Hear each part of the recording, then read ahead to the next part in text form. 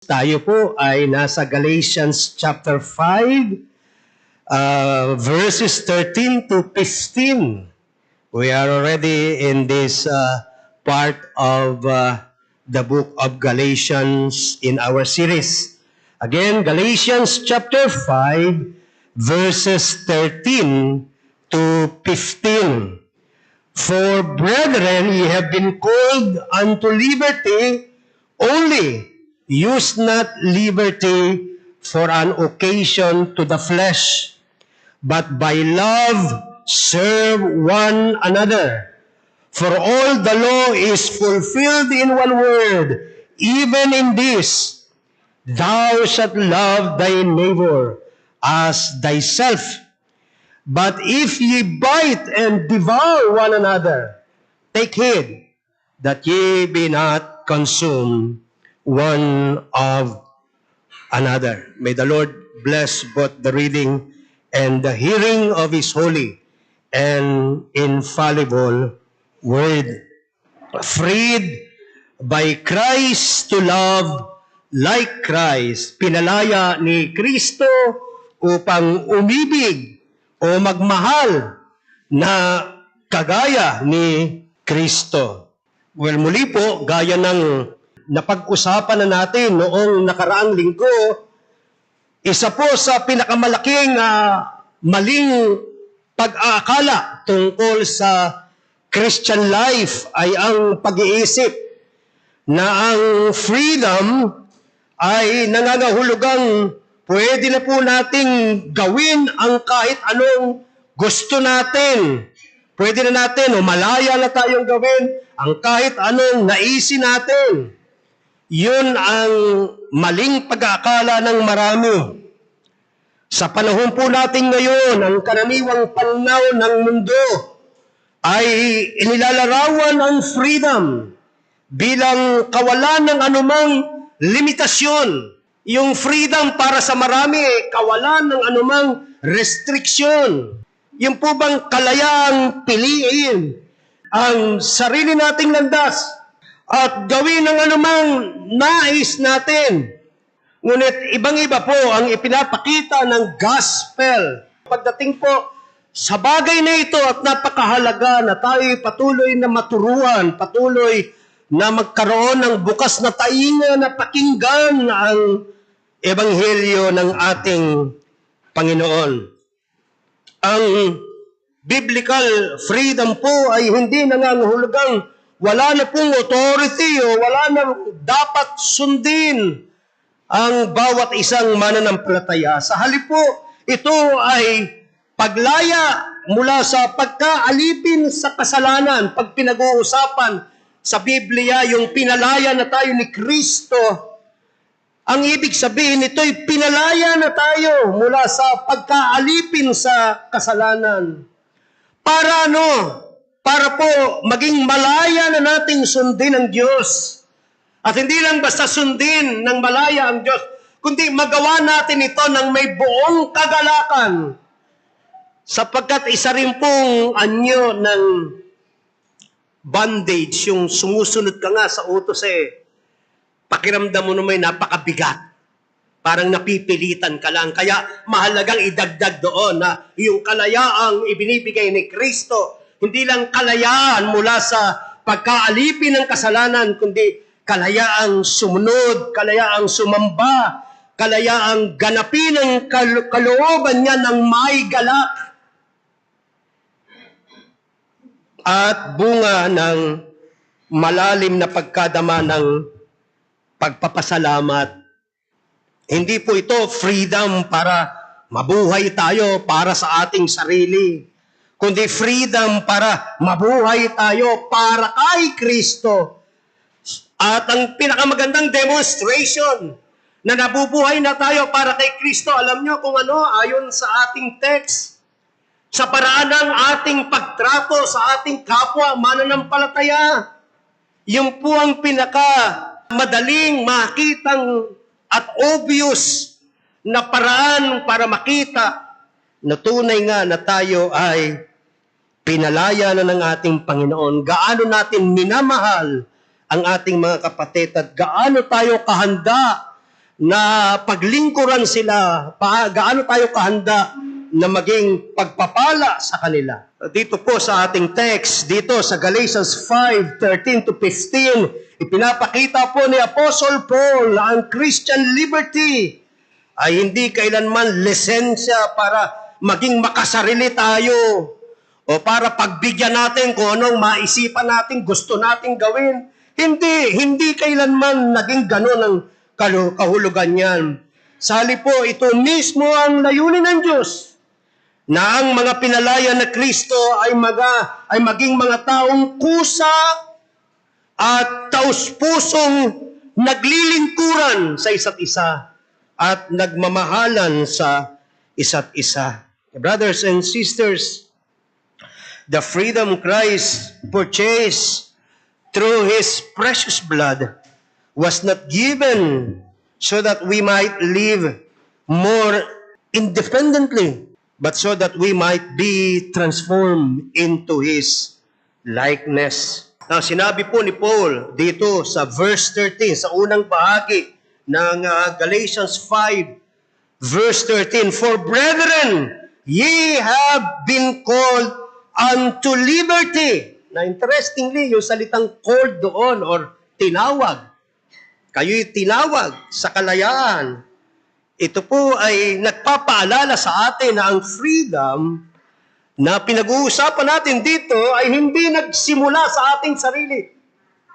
Ye have been called, you say. Ikaw yung passive dito. May somebody na nung panahon wala kang pakialam sa kanya, ay nakialam sa buhay mo, dinalaw kanya. At alam ninyo, ang pinag-uusapan natin dito ay walang iba kundi ang ating Panginoong Diyos. Nung hindi mo siya inisip kanya, tinawag kanya. You see, nagsimula sa Diyos. Hindi po tayo ang unang naghanap sa Diyos. Ang Diyos ang unang kumilos upang iligtas tayo, upang hanapin tayo, upang palayain tayo. Gaya po ng pagtawag ni Kristo sa kanyang mga alagad mula sa kanilang dating pamumuhay. You are all aware of our Lord Jesus Christ's calling. Yung pagtawag niya sa kanyang mga disciples, di ba? Abala sila sa kanilang mga buhay. You remember, for example, Levi or Matthew? Abala siya sa pandurukot, pandaraya, sapagkat siya'y tax collector. Abala siya sa ghost project niya. Pero sa gitna ng pagkaabala niya sa sarili niyang, pagkamakasarili niya, tinawag siya ng Panginoon, and right there and then, tumayo siya. Bakit? Sapagkat makapangyarihan ang pagtawag ng ating Panginoong Diyos. Kaya nitong i-overcome ang pinakamatinding self-centeredness na marahil meron tayo sa puso natin. Kaya nitong mapagtagumpayan kahit ang pinakamatinding pride or kayabangan sa kalooban natin, and so on and so forth. Ganyan tinawag ng ating Panginoon Kristo ang kanyang mga alagad. Gayon din po tinatawag ng Diyos ang mga makasalanan palabas mula sa pagkaalipin ng kasalanan upang maranasan ang tunay na freedom na patatagpuan sa gospel. I'm telling you, napakamapangyarihan ng gospel. Naalala ko, many years ago, meron tayong kapatid, kung maalala, mukhang Ilocano yata siya, pero naalala ko, he testified to me. Sabi niya, Pastor, for the longest time, ako po ay alipin ng homosexuality. Hindi ko po siya malabanan. Makakita pa lang po ako ng pogi. Ay, nalulusaw na ako, Pastor. Sabi niya, at kinukwento niya sa akin yun habang mahigpit niyang hawak-hawak ang aking kamay. Dahilan sa nakikisimpatya ako sa kanya. Pero inaamin niya, Pastor, may mga pagkakataon po na dumadalaw po yung ganong temptation. Pero alam po ninyo, every time po, naaalalahanin ko ang ginawa ni Kristo para sa akin, kung anong dinaanan niya para sa akin.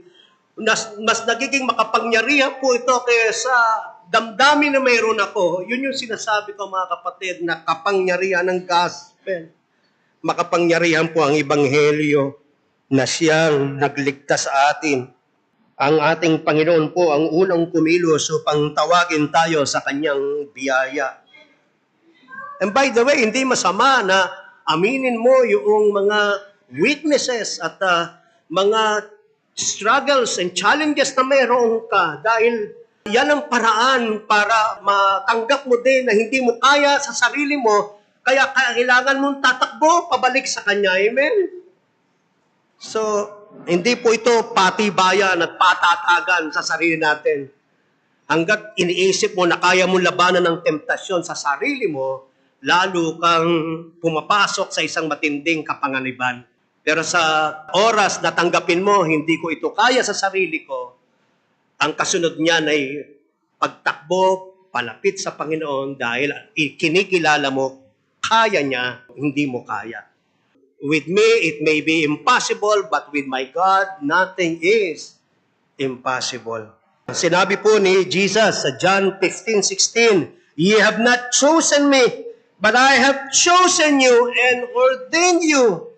Pinapaalala po ni Kristo sa kanyang mga alagad na ang kanilang relasyon sa Kanya ay hindi nagsimula sa kanilang sariling pagpipili. Bago po nila piliin siya, ay pinili na sila niya. Ang kanila pong pananampalataya at pagsunod ay tugon lamang sa kanyang nauna ng pagkilos ng biyaya sa puso at buhay nila. At mapapansin nyo, yun ay unang bahagi pa lang ng talata. In fact, gawa na yung aking manuscript nung maalala ko. Teka muna, hindi yun yung buong talata. "Ye have not chosen me, but I have chosen you and ordained you." So handwritten, sinulat ko. May kasunod eh. I have ordained you. Paano? Bakit? "That ye should go and bring forth fruit, and that your fruit should remain." May dahilan bakit Kanya pinili. May dahilan bakit Kanya tinawag. May dahilan bakit Kanya iniligtas. May dahilan bakit Kanya pinalaya. At ano raw? Upang ikaw ay magbunga. At yung bunga mo ay manatili. Oh, mga kapatid, nakikita po ba ang ebidensya ng kalayaan na ating naranasan mula sa ating Panginoong Hesukristo?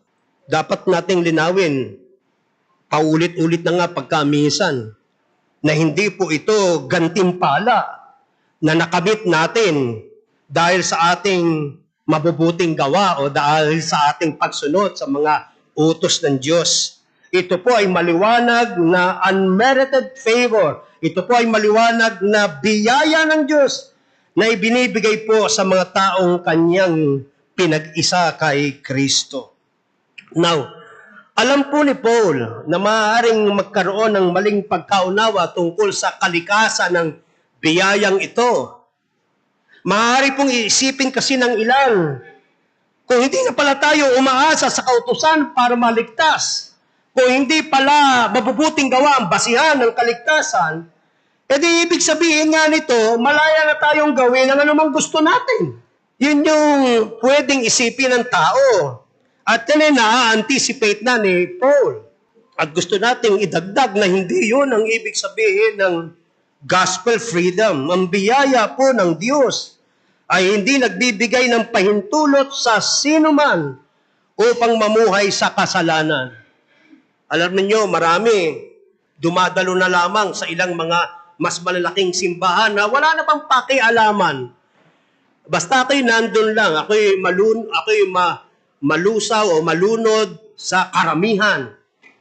Pagkaraan ko sumamba, the way I want to worship, bahala na ako sa buhay ko.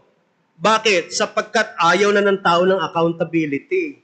Ang problema, hindi yon ang biblical Christianity. Ang biblical Christianity ay nagtuturo sa atin na tayo ay hinirang, pinili, at sa isang partikular na layunin upang tayo ay magbunga para sa Kanyang kaluwalhatian. At dahil po dyan, agad, dahil na-anticipate na ni Paul yung pwedeng maling unawa sa bagay na yan, agad po siyang nagbigay ng warning. Doon po sa verse 13, "Only use not liberty or use not freedom for an occasion or opportunity for the flesh." For the flesh. So pinapaalala niya, baka kung itinuturo ko na malaya na kayo kay Kristo, gagamitin nyo naman yung inyong laman para sa pagkakataon, opportunity o okasyon para sundin ang hilig ng inyong laman. So hindi po natatapos ang babala ni Paul sa pagsasabi na ang freedom ay hindi lisensya upang mamuhay ayon sa kung ano gusto natin. Ipinapakita rin po niya kung paano maaaring gamitin ng flesh ang maling pagkaunawa sa freedom upang ilayo tayo sa holiness. Kaya muli sinabi niya, only do not use your freedom as an opportunity for the flesh, or in our King James, for an occasion to the flesh. Now, interestingly, ang salita pong opportunity dito, o occasion, mula sa isang Greek word na tumutukoy sa isang base militar, military base, o tumutukoy sa isang lugar kung saan pwedeng magsimula ang isang hukbo, ang isang army, upang ilunsad ang kanilang pag-atake. Alam po ninyo, mahilig tayo sa war history. History in general, pero war history in particular. Kaya nga ako tuwan-tuwa nung nag-send si Paul ng ilang mga tungkol sa Philippine history ng isang araw. Ginantihan ko agad siya ng pagsisend dahil marami akong nababasa tungkol dyan. Noong World War II po, hinahanap ng Allied forces kung saan pinakamainam mag-landing sa Europe para nila matalo ang Germany. At ina-anticipate ng Germany na dito sila pupunta. Kaya alam nyo, isa sa pinakamahabang wall sa kasaysayan ay itinayo during the time of Hitler. Sa pag-aakala ng mga Germans na doon lulusob ang halos binakura ng buong Europe, yung pinaka-front line nila, yung pinaka-least expected nila na siyang lalandingan ng mga Allied forces, ang pinili, yung pinaka-mahirap, yung pinaka-maalon, ang pinili ng Allied forces na landingan para magsimula ang Normandy, ang paglusob sa Europa, na siyang naging simula ng pagkatalo ng Germany, pagkatalo ni Rommel, etc., etc. Ba't ko po ikinukwento ito? Sapagkat alam nyo, tayo ganun din. Yung pinaka-least expected natin, ang pwedeng makita at maging simula ng temptasyon natin. Hindi naman nagpapakita ang temptasyon na obvious. Minsan nagsisimula sa salita. Minsan nagsisimula sa kaunting pansin. Minsan nagsisimula, o for that matter, kung corruption yan, nagsisimula sa, sama mo na yan sa'yo. Parang, tulong ko na lang yan, etc. Pero yung tulong pala na yun, ay mayroong katapat na pabor.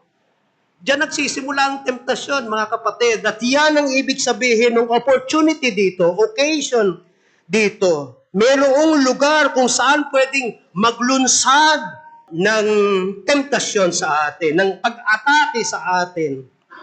Ipinapakita po, mga kapatid, ni Paul na ang ating sinful flesh ay laging naghahanap ng pagkakataon o okasyon upang kumilos laban sa Diyos. Ang Christian liberty po ay hindi dapat maging lugar kung saan binibigyan natin ng puwang ang kasalanan. Yan kasi pwede yan yung mindset na, teka muna, hindi naman naliligtas sa mga ginagawa ko. So kahit baloy-baligtad ang desisyon ko't ginagawa ko, ligtas pa rin ako. Amen? Yun yung okasyon para magkasala tayo dahil hindi nga naliligtas po magitan ng mabuting gawa. Kahit ano gawin ko, ligtas pa din ako. Amen? Yun yung pinupunto ni Paul. Muli, ang flesh po ay lagi naghahanap ng dahilan upang bigyan ng katwiran ng sarili. Kaya alam mo na repentant na ang isang tao pagka tumitigil na siya ng pagbibigay ng excuse. Magandang simula yon. Ang taong nagbibigay pa rin ng excuse, ng katwiran, sa obvious na kamali ang nagawa niya, taong hindi pa nagpapakumbaba ng kanyang sarili sa harapan ng Diyos. Dahil muli, gaya ng sinabi natin, ang flesh ay laging naghahanap ng dahilan upang bigyan ng katwiran ng sarili.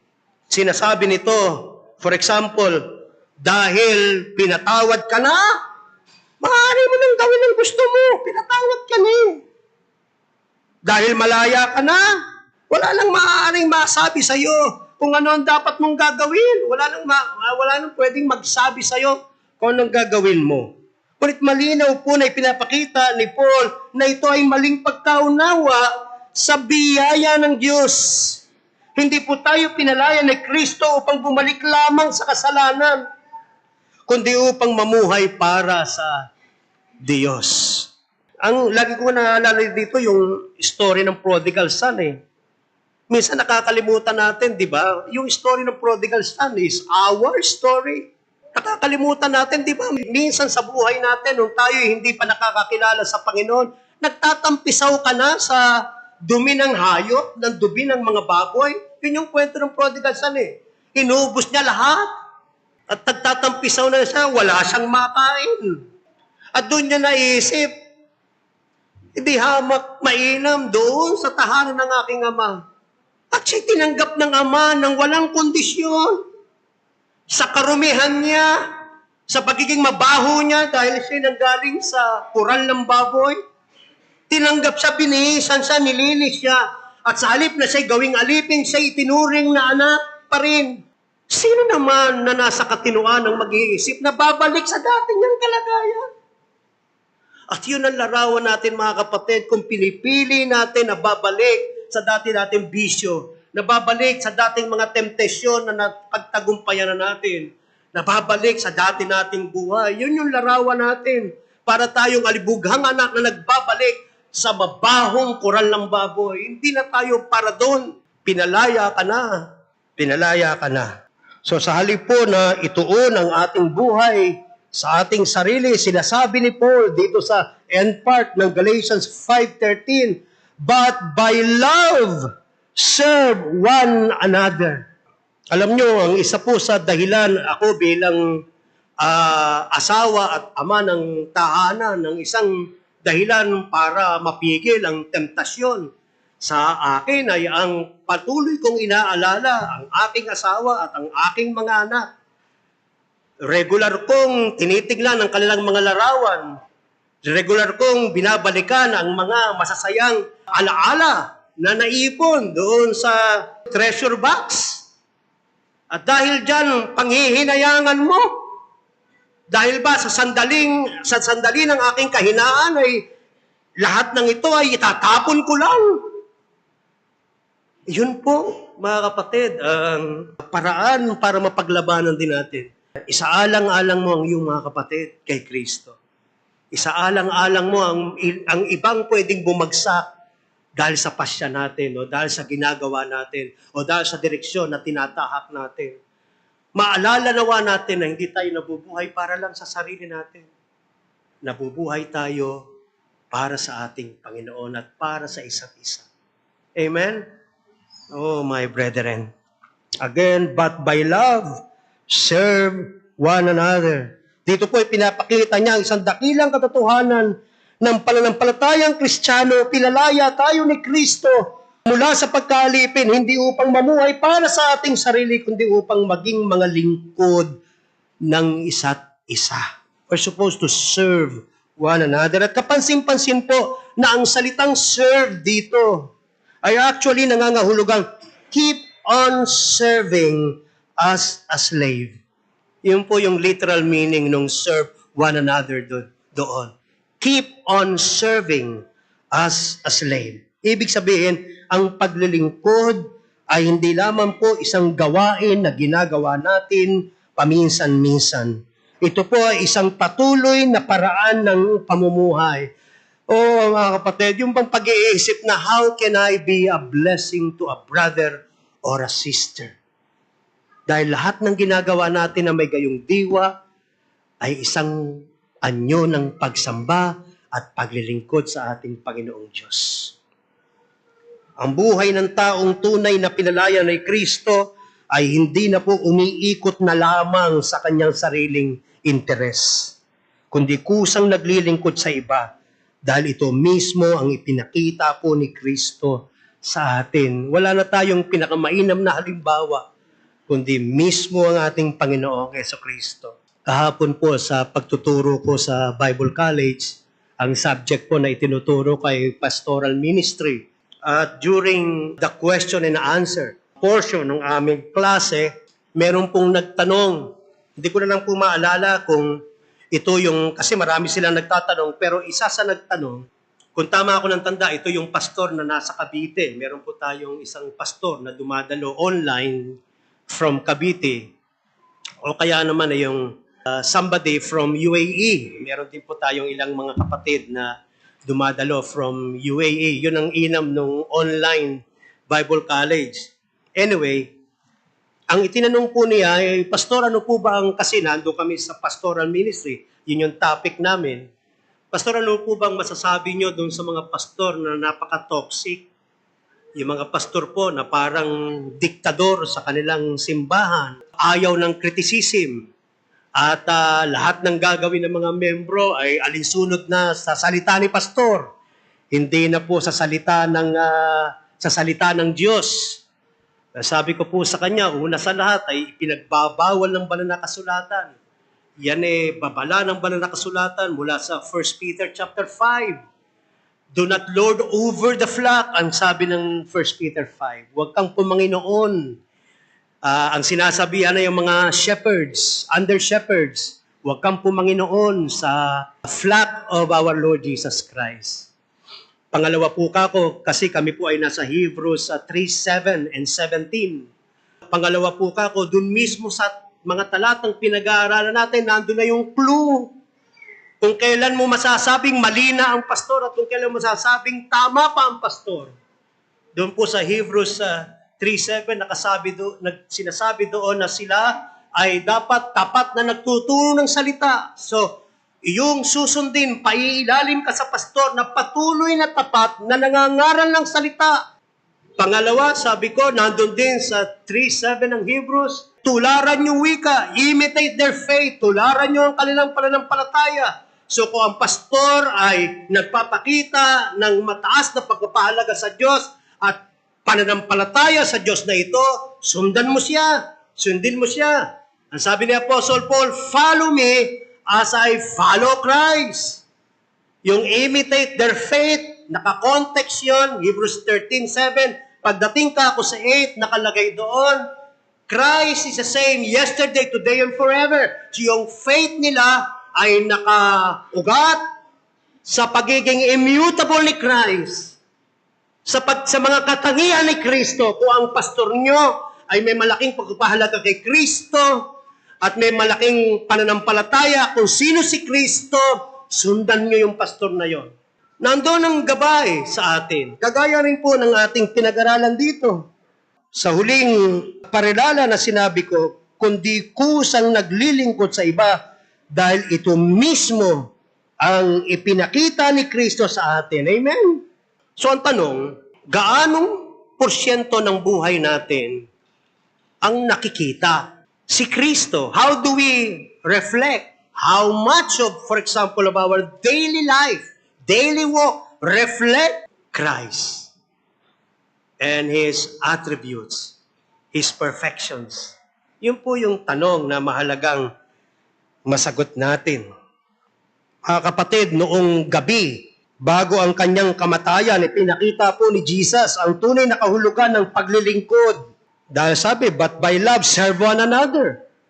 So ano halimbawa ni Kristo? Siya na Panginoon, siya po na guro, ay kumuha ng tuwalya at hinugasan ng mga maruruming paa ng kanyang mga alagad. Think about that. Siya yung Panginoon eh. Pero hindi siya nagdalawang isip. Marahil yung mga alagad, sila pa nga nagdadalawang isip. Kaya nga walang naguhugas ng paa eh. Marahil sabi ni Peter, teka muna, hindi naman ako naging Peter for nothing. I mean, Peter na ako. Baka si Andrew, pwede pa. Pero me, Peter, nada. Hindi ako. Napakalayo naman yan sa posisyon ko. Ang ginawa ni Kristo, I could just imagine, sabi ko ako si Kristo, hindi ko lang basta kukunin yung tuwalya eh. Medyo padabog pa yun eh, pambira, itong mga tinamaan na ito. Ano ba, mahirap dito? Yung parang ganun ba? So kinuha po niya yung tuwalya at siyang nagugas ng maruruming paa ng kanyang mga alagad. Mga kapatid, ang hari ng mga hari ay nagpakumbaba, ginawa ang gawain ng isang alipin, gawain ng pinakamababa sa mga alipin. Yung gawain ng paghuhugas ng maruming paa ay hindi lang gawain ng alipin, kundi ng pinakamababa sa mga alipin. Pero ginawa yan ng ating Panginoon. Pinakita po niya na sa kaharian ng Diyos, ang tunay na kadakilaan ay hindi nasusukat sa dami ng mga taong nakapaligid sa atin, na naglilingkod sa atin, nagsisilbi sa atin. Minsan nakakadagdag ng yabang yun, di ba? No? Yung bang ultimong tubig na iinumin mo, Pastor, ito po tubig, inumin nyo. Una-unahan pa. O sarap, ang lakas makakuha ng yabang. O kaya ano, Pastor, dito na kayo sumakay. Hindi! Si Pastor sa amin sasakay. Hindi! Sa amin, sa yung mga ganon. Pero hindi po yun ang pinakitang halimbawa ng ating Panginoon. Muli, ang tunay na kadakilaan, hindi nasusukat sa dami ng taong nakapaligid sa atin, handang maglingkod sa atin, kundi sa kahandaan nating ibigay ang ating sarili para sa kapakanan ng iba. At muli, hindi mo kinakailangang i-anunsyo sa lahat, patunog ka ng trumpeta, tan-tananan, nagbigay ako sa offering, masdan ang ibinigay sa offering. Ayan po, hawak-hawak ko, ayan, wala na.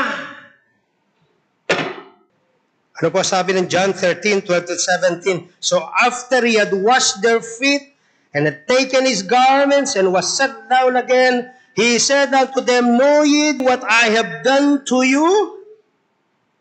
You call me Master and Lord, and ye say, Well, for so I am.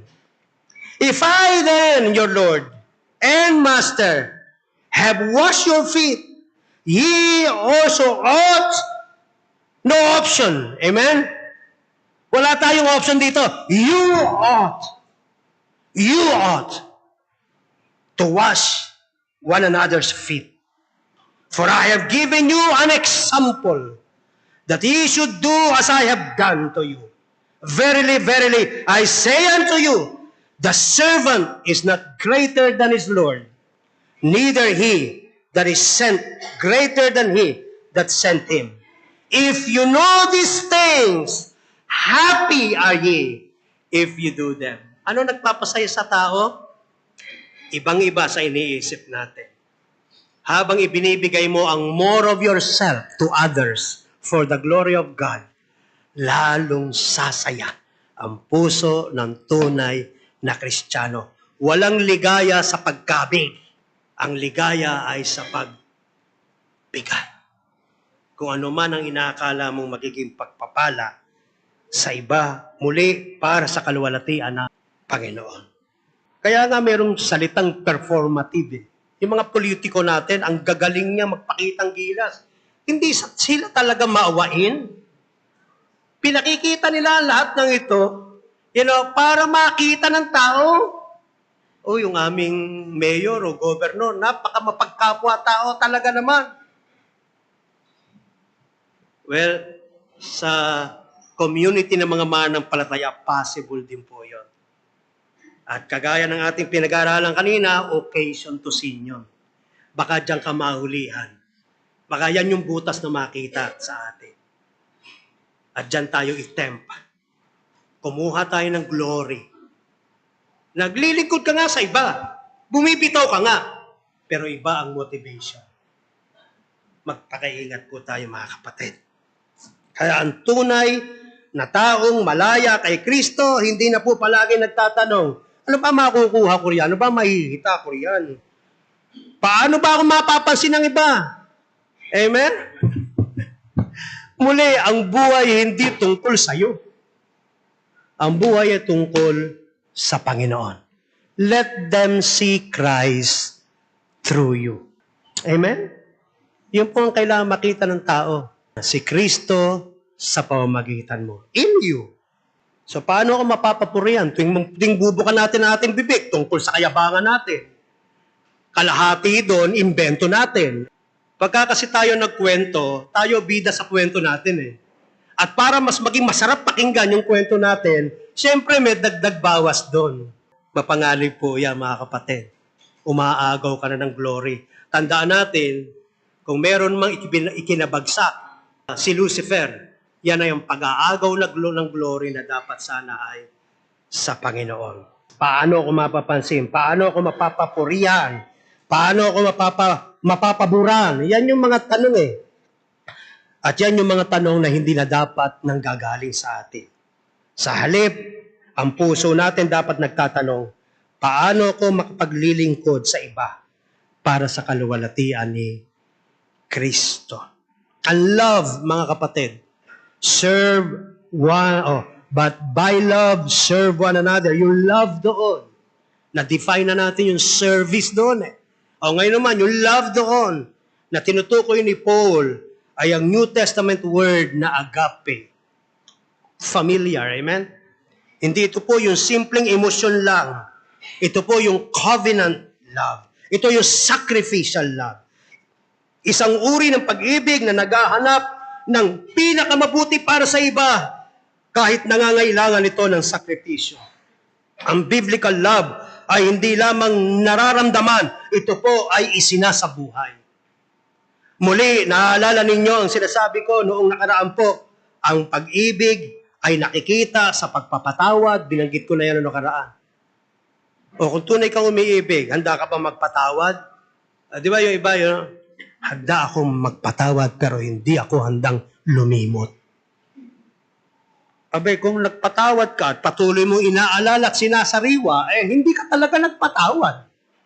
Ano sabi ng Biblia? Paano tayo pinatawad ng Panginoon? Nilagay niya sa kanyang likuran ang ating mga kasalanan upang kailan hindi niya na makita. Paikli lang ang buhay mga kapatid. Babalik na naman ako dyan. Minsan parang broken record na ako, pero every time naaalala ko yung pag-iedad namin ni Ma'am Tess, sasabihin na naman ni Ma'am Tess, ba't sinasama mo ko sa mga pag-iedad na yan? Ikaw lang naman ang mukhang matanda, hindi naman ako. Lagi niya dialogue yun. Pero every time na naaalala ko how brief life is, how short life is, lalo namang parang gusto mong gamitin yung bawat sandali mo para sa kaluwalhatian ng Panginoon. Maikli lang eh. Maikli lang. So muli, yung pag-ibig na ito yung pag-ibig na handang magpatawad, handang tumulong sa mga nahihirapan, handang magpalakas ng loob sa mga pinanghihinaan ng loob, handang ipanalangin sila, handang ibigay ang sarili para sa iba. O gusto nyo ng mas biblical na sagot? I-quote na lang natin yung 1 Corinthians 13. Ang sabi po, beginning verse 4, ang pag-ibig ay matyaga at mabait. Hindi mapalibughuin, hindi mapagmalaki, hindi mayabang, hindi magaspang ang asal, hindi nag-iisip para sa kanyang sariling kapakanan, hindi mayayamutin, hindi nagbibilang ng kamalian, hindi ito nagagalak sa kasamaan, kundi nakikigalak sa katotohanan. Na ipinaliliwanag po ni Paul kung bakit napakahalaga ang ganitong attitude at disposition. Sabi niya pagdating sa verse 14, Galatians 5:14, for all the law is fulfilled in one word, even in this, thou shalt love thy neighbor as thyself. Now, hindi po sinasabi ni Paul na binura na ni Kristo ang kautusan o wala na itong purpose. Sa halip, ipinapakita po niya ang tunay na hangarin, ang tunay na goal, ang tunay na intent nito, ang magbunga ng pag-ibig para sa Diyos at sa kapwa. Ang kautusan po ay hindi kailanman tungkol lamang sa panlabas na pagsunod sa mga utos. Ang layunin nito ay isang pusong tunay na nagmamahal at tunay na sumusunod sa Diyos. Kasi kung titingnan mo lang yung Ten Commandments, tapos outwardly ang pagtanaw, pwede mong sabing, nasunod ko na yung 10 outwardly. Pero ano sabi ni Kristo? ang pagpatay ay hindi lamang yung kumukuha ka ng punyal at isinasaksak mo sa iba. Kundi yun daw isipin mo sa puso mo na namumuhi ka sa iba ay kasing kahulugan na ng pagpatay. Kung ganun kalalim, mga kapatid, ang utos sa atin, nare-realize natin, napakalayo pa natin. So yun yung goal. Again, for all the law is fulfilled in one word. Even in this, thou shalt love thy neighbor as thyself. Yung salita kong fulfilled dito ay mula sa Greek word na nangangahulugang to bring something to its intended purpose or completion. Yun po ang ibig sabihin ng fulfilled. Ipinapakita po niya, ni Paul, na ang layunin ng kautusan ng Diyos ay ganap na natupad kay Kristo at ngayon po ay nakikita sa buhay ng mga taong nabago ang buhay dahil sa Kanya. Nabago ang buhay dahil sa kasaganaan ng biyaya niya. Hindi po sinasabi ng kautusan na kailangan muna nating matutunang mahalin ang sarili natin bago tayo makapagmalasakit sa iba. Have you heard of that mantra? Love yourself first before you love others. Alam po ninyo, ano yan humanistic psychology yan. Di ba yung iba ganun ang mindset? Paano mo namang mamahalin ang iba? Kung hindi mo muna mamahalin mahalin mo muna ang sarili mo. I-pamper mo ang sarili mo. Pataasin mo ang pride mo. Dahil baka napaka-low ng self-esteem mo. So on and so forth. Sa totoo lang po, natural na sa atin ang alagaan ng sarili natin. Natural na sa atin na ingatan natin ang sarili natin. Sarili nating kalusugan, sarili nating reputasyon. Hinahanap natin ang kailangan natin. Gusto natin ng kung anumang ikabubuti natin. Natural sa atin yan. Di ba ang classic example ko niyan? Nag-group picture. Nang tinignan mo, sino hinahanap mo? Sarili mo, di ba? Ang tunay po na biblical love, brothers and sisters, ay hindi naghihintay kung kailan ito convenient. Ito po ay kumikilos dahil nauna nang ipinakita sa atin ni Kristo ang kanyang mayamang kaawaan. Dahil tayo ay minahal at pinalaya ni Kristo, tinatawag niya tayo ngayon na magmahal at maglingkod sa iba. Bakit yung freedom na ito ay gano'n na lamang kadali? Kasi ganyan, halimbawa, di ba, ang selfishness, teka muna, baka naman pagka ibinigay ko to, ako naman ang mawalan. Pero tingnan nyo, kung may malaki kang pagkakilala sa Diyos, alam mo na kung bibitawan mo, you remember the 5 loaves and 2 fishes, dahil yung lad naging willing na ibigay yung kung ano lang meron siya. Ano nangyari? Naubusan ba siya? Hindi. Bakit? Malaki ang kanyang pagtanaw at pagtingala kay Kristo. Nakita na niya ang maraming miracles na pinerform ni Christ. Bakit ako matatakot na ako'y mauubusan? Ako'y mawawalan? Bakit kinakailangan kong mag-keep for myself out of my selfish heart kung ang Diyos ko ay able na i-provide ang lahat ng kailangan ko? Amen? Yun yung freedom na pinag-uusapan natin dito. Pinag-uusapan din rin lang yung inconvenience. Hindi ba pinakamagandang halimbawa ibinigay ni Christ himself is the Good Samaritan. Si Kristo nagbigay ng halimbawa na yun Yung Good Samaritan ay nagsakripisyo ng lahat. Luke 10. Sinakripisyo niya yung oras niya. Sinakripisyo niya yung resources niya. Siya nagbayad ng lahat Sino ang tinulungan niya? Yung itinuturing nilang kaawa Samaritan versus the Jews. Magkaaway na lahi yan Pero hindi siya nagdalawang isip. Isinugal niya o ibinigay niya yung resources niya, yung convenience niya. At higit sa lahat, yung kanyang social comfort. Isipin niyo, dala-dala niya, yung Jew. Paano siya titignan ng mga kapwa niya Samaritan? Pero wala siyang pakialam. Ang alam niya, matuwid ang ginagawa niya. Dumarating na po ba tayo mga kapatid sa ganung punto ng ating buhay pananampalataya? Now, Paul ends with one of the strongest warnings in this letter, Galatians 5:15.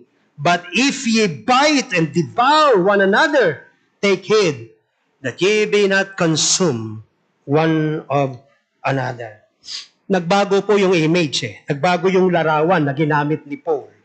Mula po sa pagiging servants who love one another, inilalarawan niya naman ngayon ang taong parang mabangis na hayop na nagsisiraan sa isa't isa, nagdadambahan sa isa't isa, nagkakagatan sa isa't isa, nagsasakmalan sa isa't isa. Ginagamit po ang masasakit na salita at mga gawa o aksyon na nakasusugat.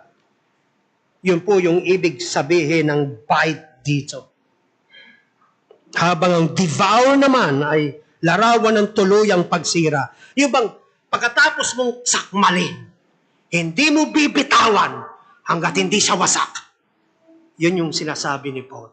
Mag-ingat, wika kayo.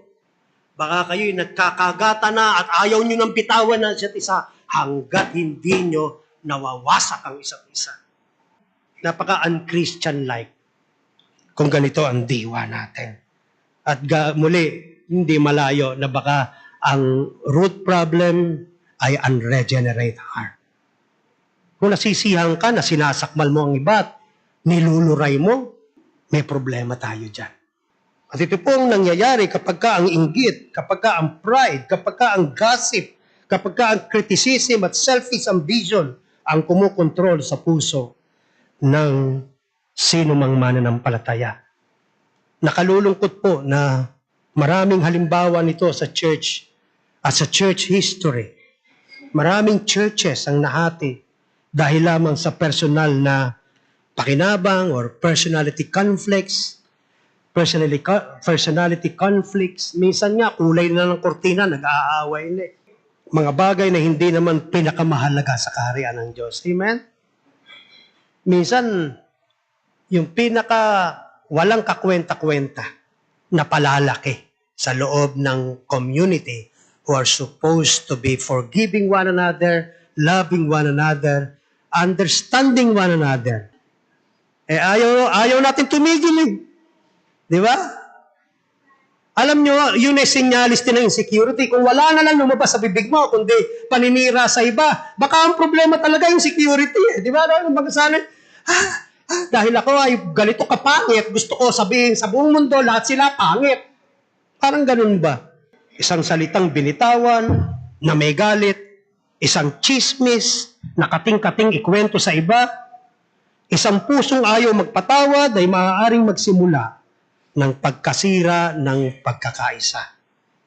Ang contrast po na pinapakita ni Paul ay obvious at napakalinaw. May church na puno ng competition, criticism at self-interest. Ang bawat isa naghahanap ng sariling interest at recognition. Ngunit meron din namang church na napupuno ng pag-ibig, humility, forgiveness, and service, paglilingkod sa isa't isa. Alin kaya tayo? Ano kaya sa dalawa ang SGBC? Hindi na po mararating ng SGBC ang next 40 years.